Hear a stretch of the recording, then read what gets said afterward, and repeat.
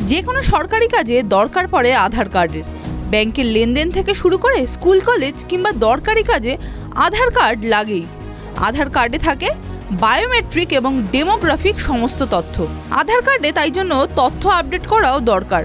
Passport, ration card, জীবন বীমা সব কাজই আটকে যেতে পারে যদি আধার কার্ডের তথ্য আপডেট না থাকে। এবার ধরা যাক কোনো মহিলার বিয়ে হয়েছে, তিনি আধার কার্ডে নিজের স্বামীর নাম কিভাবে যুক্ত করবেন?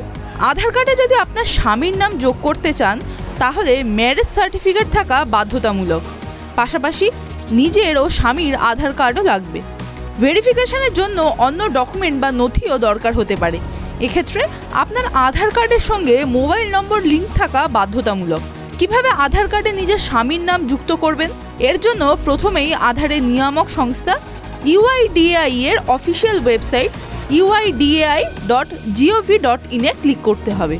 এরপরে অ্যাপয়েন্টমেন্ট অপশানে ক্লিক করে বুক অ্যান অ্যাপয়েন্টমেন্টে ক্লিক করুন। এরপরে নিকটবর্তী আধার সেন্টার বেছে নিন এবং তারিখ ও সময় সিলেক্ট করে বুকিং করুন। ওই নির্ধারিত দিনে আধার সেবা কেন্দ্রে যেতে হবে আপনাকে। আধার সেবা কেন্দ্রে গিয়ে আধার আপডেট বা কারেকশন ফর্ম নিন। সেখানে নিজের স্বামীর নাম দিন এবং প্রয়োজনীয় ডকুমেন্টস জমা দিন। ফর্ম জমা দেওয়ার পর একটি অ্যাকনলেজমেন্ট স্লিপ দেওয়া হবে। এর জন্য 50 টাকা করে চার্জ লাগবে। 7 থেকে 15 দিনের মধ্যেই তথ্য আপডেট হয়ে যাবে। UIDAI এর ওয়েবসাইটে গিয়ে ক্লিক করে দেখতে পারবেন যে তথ্য আপডেট হয়েছে কিনা। TV9 Bangla digital.